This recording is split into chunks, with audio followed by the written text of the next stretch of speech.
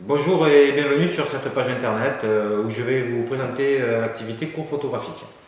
De par mon expérience, la première question à laquelle je dois répondre, c'est de quelle façon vous équipez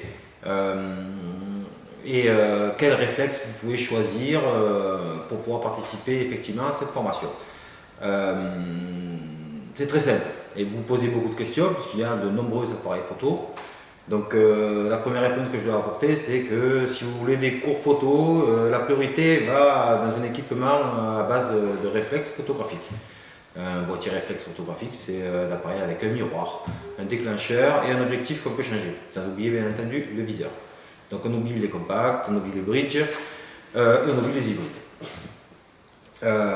Vous posez de nombreuses questions parce que les appareils sont très nombreux et vous pouvez vous dire lequel prendre, lequel ne pas prendre, quel est le meilleur et lequel va vous apporter la meilleure qualité et le plus de facilité possible. Alors, il y a une méthode qui est toute simple et c'est un parti pris de ma part. Lorsque vous vous équipez d'un réflexe photographique, malgré toutes les marques qui existent sur le marché, il y en a deux auxquels il faut s'y tenir. C'est bien entendu un parti pris, il ne faut pas le prendre à mal si vous êtes équipé dans une autre marque, mais il faut acheter soit Canon, soit Nikon. Alors pourquoi Canon, pourquoi Nikon? Tout simplement, c'est des marques qui sont à la pointe de la technologie, qui ont toujours existé, qui ont un savoir-faire qui est important, avec un parc optique tout aussi important, et ce sont les seules marques qui peuvent vous présenter des appareils photographiques professionnels, tout simplement. La première question à se poser, c'est quel est mon budget? En sachant qu'un réflexe, ça peut vous coûter entre, on va dire, 400 euros et des sommes comme 6 000 voire 10 000 euros. Donc, première chose à faire, c'est voir combien est-ce qu'on peut dépenser dans un réflexe photographique. Quand vous avez établi votre budget, vous allez soit sur internet, soit dans une boutique physique. Donc, je vous conseille la boutique physique parce que vous pouvez toucher le matériel et d'essayer par rapport à votre budget les différents boîtiers dans les gammes qui vous sont proposés. Alors pourquoi les essayer? Non pas parce que Canon est meilleur que Nikon ou Nikon est meilleur que Canon, mais l'ergonomie des boîtiers et la façon de s'en servir, c'est-à-dire où mettre les doigts pour accéder aux fonctions, est différente. Et ça, c'est au feeling. Donc vous devez choisir vous en touchant les appareils photo. Quelques remarques à faire, vous allez me dire oui, mais vous ne me dites pas quel appareil choisir.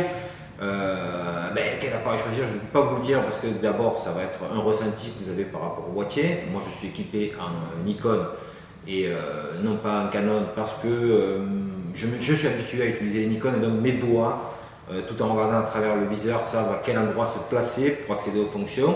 Alors que sur un Canon, appareil photo très bon, mais que je ne connais pas, j'ai des difficultés pour effectuer les réglages. Donc tout ça va passer effectivement par une phase de transition aussi. Quand vous aurez essayé les boîtiers, vous prendrez celui qui vous convient le mieux, celui avec lequel vous vous semblez le plus à l'aise.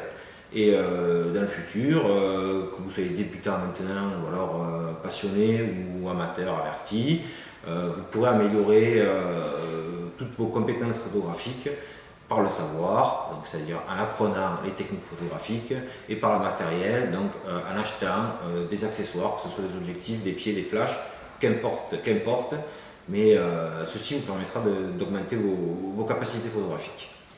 Voilà.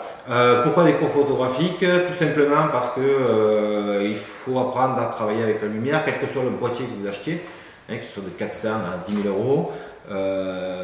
Il y a des fonctions sur un appareil photo comme la vitesse, comme la sensibilité, comme l'ouverture, qu'il faut connaître, tout simplement pour pouvoir avoir une image qui est différente de celle de votre voisin, ou en tout cas qui est différente des modes verts, des modes automatiques.